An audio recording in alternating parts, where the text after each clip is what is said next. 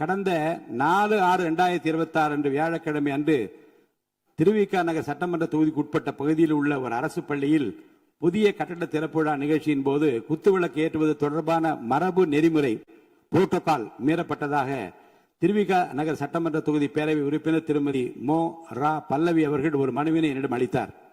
அந்த மனுவினை நான் நன்கு படித்து பார்த்து ஆய்வு செய்தேன். அது குறித்த சில கருத்துக்களையும் அறிவுறுத்தல்களையும் நான் இங்கு குறிப்பிட விரும்புகிறேன். சட்டமன்ற பேரவைக்கென உள்ள கண்ணியத்தினையும் மாண்புகளையும் மற்றும் சட்டமன்ற பேரவை உறுப்பினருக்கென உள்ள சிறப்பு உரிமைகளையும் மரபு நெறிமுறைகளையும் புரோட்டோகால் காப்பது செயல்படுத்துவதும் சட்டமன்ற பேரவை தலைவராக எனது பொறுப்பும் மற்றும் கடமையும் ஆகும்.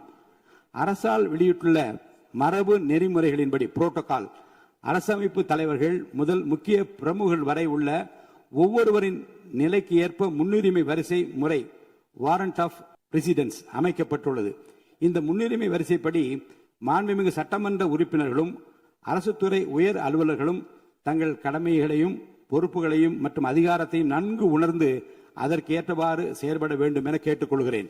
திருவிக நகர் தொகுதியில் அந்த பள்ளி கட்டட திறப்பு விழா நிகழ்ச்சி நடைபெற்ற நிகழ்வு மரபு நெறிமுறை குறித்த புரிதல் இல்லாமல் தெரிந்தோ தெரியாமலோ அல்லது அறிந்தோ அறியாமலோ நடந்த அந்த நிகழ்வு இனி வரும் காலங்களில் தொடராது என நம்புகிறேன்.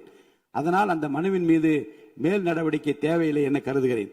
உரிமை மீறல் குழுவுக்கு அனுப்புவதோ வேறு வகையிலோ நடவடிக்கை எடுப்பதோ தேவையில்லை என்று கருதுகிறேன்.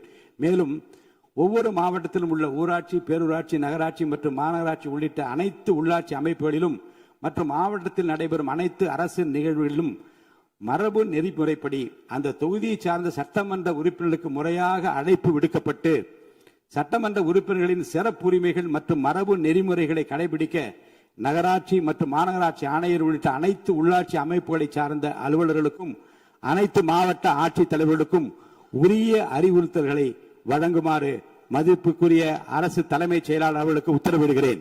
மேலும் இந்த முன்னுரிமை வரிசை வாரண்ட் ஆஃப் பிரசிடென்ஸ் தொடர்பான தமிழக அரசின் அரசாணை நகல் சட்டமன்ற உறுப்பினர் மேசையில் வைக்கப்பட்டுள்ள சிறு கணினியில் நாளை பதிவேற்றம் செய்யப்படுவதுடன் அனைத்து உறுப்பினர்கள் மின்னஞ்சல் முகவரிக்கும் இன்று அனுப்பி வைக்கப்படும் என்பதையும் தெரிவித்துக் கொள்கிறேன்.